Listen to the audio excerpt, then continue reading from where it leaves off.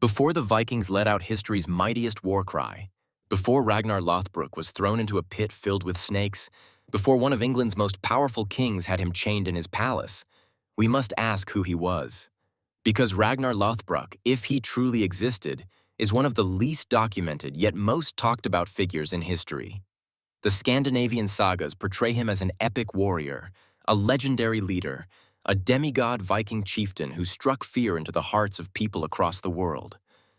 But modern historians are still grappling with a question. Did this man really exist? And if he did, why has his death become a greater legend than his life? To understand the Vikings in that era, we must go back to the late 700s. In June 793, yes, a group of men armed with axes landed at the monastery on the island of Lindisfarne off the northeast coast of England. They killed the monks and clergy, they burned the books, they took the valuables. That day, all of Europe learned who the Vikings were. But to think of the Vikings as a single entity is just as wrong as thinking of all Europeans as a single entity. In Scandinavia, there were different tribes, different regions, and different leaders. And according to the sagas, the most prominent and powerful name among these leaders was Ragnar Lothbrok. The name Lothbrok itself was mysterious. In Old Norse, it means hairy trousers or fur-lined trousers. Some sources suggest it was a nickname, while others claim it came from a man who wore armor to protect himself before being thrown into a pit filled with snakes. And others argue it was simply an ordinary family name. In either case, this name became a legendary tale passed down from mouth to mouth for 300 years. The vast majority of our sources regarding Ragnar are sagas. And we must understand this about sagas. They are not journalism. They are epic narratives. Stories transcribed from oral tradition, passed down from generation to generation, growing and taking shape a little more with each retelling. Ragnar Lothbrok's saga, or the saga of Ragnar Lothbrok, was likely written down in the 13th century. But the events it describes date back to the 9th century. There is a 400-year gap in between. What changed during that gap? What was added? What was forgotten? No one knows. But the story told in the saga goes like this. Ragnar was born in a small town as the son of a Scandinavian chieftain. From his youth, he was an exceptional warrior. He demonstrated his first great act of heroism by slaying a giant serpent that had invaded a region of Norway. To protect himself from the serpent's venom, he wore special armor. And slaying that serpent brought him not only fame, but also a wife. His first wife, Thora, was the daughter of the serpent's owner. Ragnar's second wife, Aslaug, came from another legend. According to some sources, Aslaug was the daughter of the legendary hero Sigurd and the serpent slayer Brynhildr. So if Ragnar actually existed, he married a woman of mythological lineage. The children born from this marriage went down in history, and at this point, the line between saga and history becomes interestingly blurred, because Ragnar's sons, Bjorn Ironside, Halfdan Ragnarsson, Ivar the Boneless, Ube, and Sigurd Snake-Eye were real historical figures. These were the men who led the Great Viking Army that invaded England in 865. The Great Viking Army represents one of the most significant turning points in English history. A Viking force that nearly brought all of England under its control, devastating the kingdoms of Northumbria, East Anglia, and Mercia. And according to the sagas, there was a reason this army came to England: to avenge their father. Now let's turn to Ragnar's final journey. The sagas tell different stories, but the consensus is this. In the twilight of his life, Ragnar wanted to launch an expedition to England. His sons opposed this plan. As for a man who had defeated the Saxons and Franks and shaken a vast empire to its core, this expedition seemed quite unnecessary. But Ragnar did not listen to his sons. Some say the reason was pride. Others say it was a deliberate choice. An aging warrior, no longer at the peak of his strength, realized that the only way to keep his legend alive was through death. Ragnar set sail for England with just 2 ships. 2 ships, about 150 men, and this might be one of history's most dramatic underestimations. It was impossible to conquer all of Northumbria with just 2 ships. Ragnar knew this. His sons knew this. Perhaps King Aella of Northumbria knew this as well. But perhaps Ragnar's goal wasn't to win in the first place. What do we know about King Aella of Northumbria? While he is mentioned in the Frankish annals and English history, he took control of Northumbria around 862. Local historians describe him as a strong but controversial leader. He was trying to defend his region against Viking raids, and according to the sagas, he knew exactly what to do when he captured Ragnar. Shortly after Ragnar's landing in England, his forces were scattered, his ships were damaged in a storm or washed ashore, and Ragnar was taken prisoner by King Ella's men. King Aella recognized Ragnar, or at least learned who he was. And what do you do to a Viking chieftain, especially a legendary one? The snake pit. We need to be clear about this punishment. Execution by the snake pit was not a documented practice in Viking-era Scandinavia. Ancient texts rarely mention such methods of execution.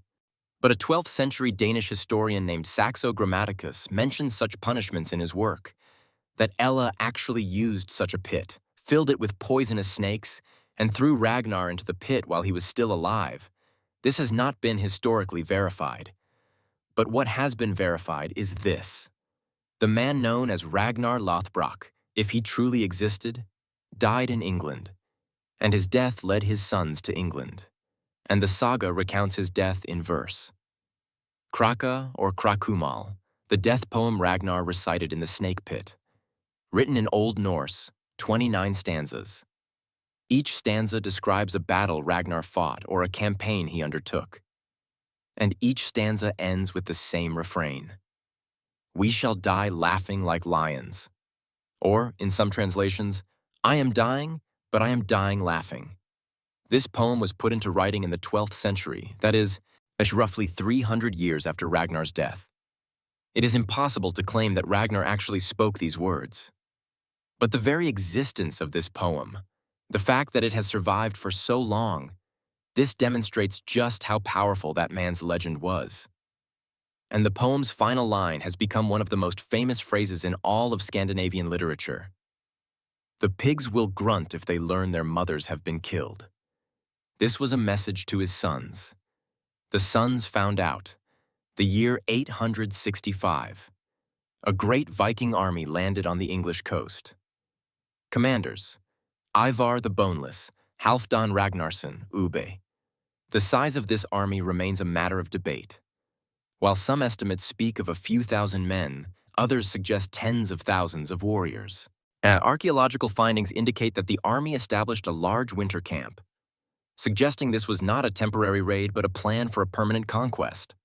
And their first target was Northumbria, King Aella's lands. The most powerful kingdom in northern England was then plagued by internal strife. Two different men were fighting each other over the claim to the throne, Aella and Osbert. When the Viking army arrived, the two rivals were forced to unite. But it was too late. York fell into the hands of the Viking forces in the fall of 866. English forces attempted to retake it in 867. They broke down the gates and entered the city. And there, inside the city, Viking warriors were waiting for them. They suffered immense losses. Both Aella and Osbert died that day. But how did Aella die? Sagas and some English sources claim that King Aella was killed by the blood eagle. The blood eagle was the most controversial of Viking execution methods.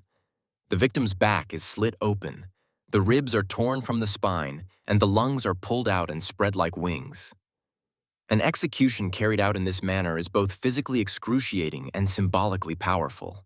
There is no historical evidence that this method was actually practiced. Some modern historians argue that it was not a real practice, but a poetic metaphor. They suggest that images of blood and wings were frequently used in Viking poetry, and that this represented a symbolic depiction rather than a real physical act. But others believe the exact opposite. They argue that such executions are mentioned in Northern European chronicles, that sacrifices dedicated to Odin were offered in a similar manner among the Vikings, and that Ella's death was staged as a symbolic act of revenge. Which is true, we don't know. Perhaps we never will. But here's what we do know. Aella died. Northumbria fell under Viking control.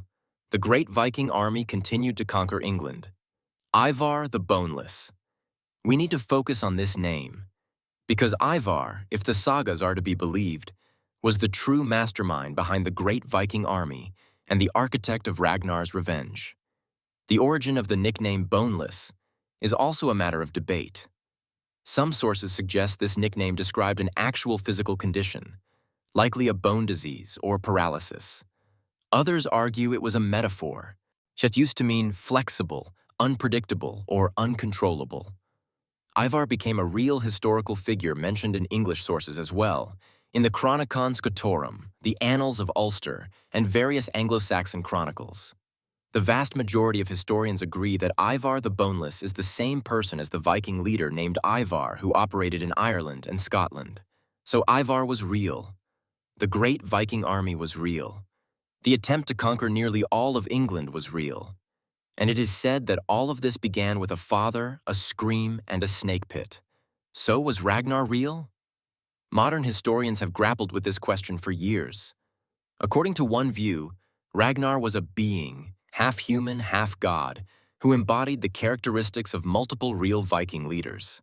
As French history mentions a Viking leader named Ragnar Lothbrok, who besieged Paris in 845. Some historians have identified this Ragnar Lothbrok with Ragnar, but the evidence is weak. Another theory suggests that Ragnar is a composite of multiple different Viking leaders who shared the name Ragnar. Scandinavian names were common during this period. The stories of different men with the same name eventually coalesced around a single legendary figure over time. A third view is even bolder. Ragnar Lothbrok actually existed.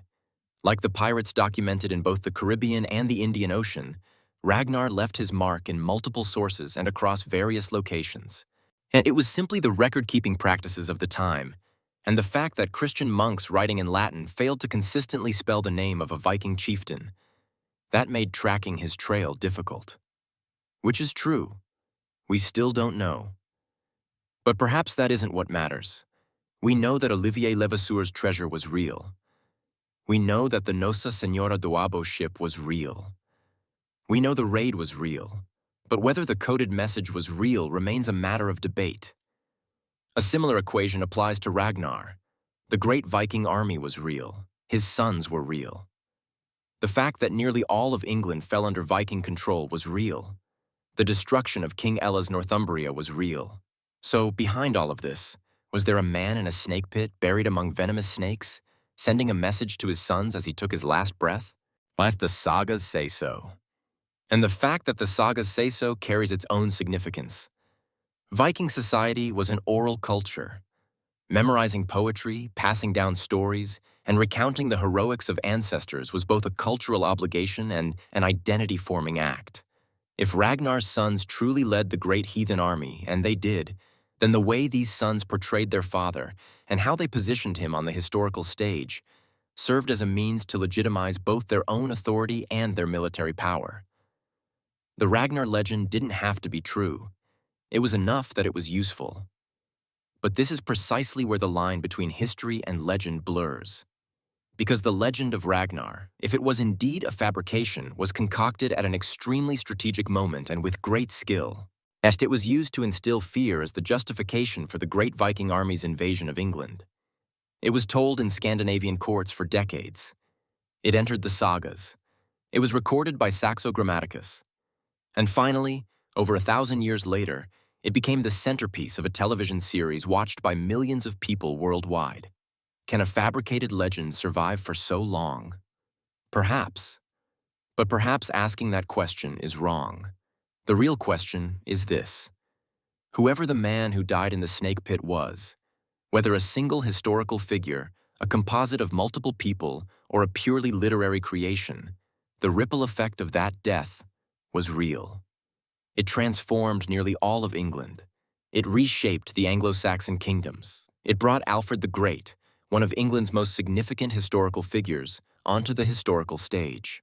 But from a single man's cry, whether real or legendary, the history of an entire nation was altered. Ragnar Lothbrok could have been a well-educated, intelligent man from a wealthy family. Like Levasseur, who chose the sea over architecture, Ragnar chose danger over a settled life.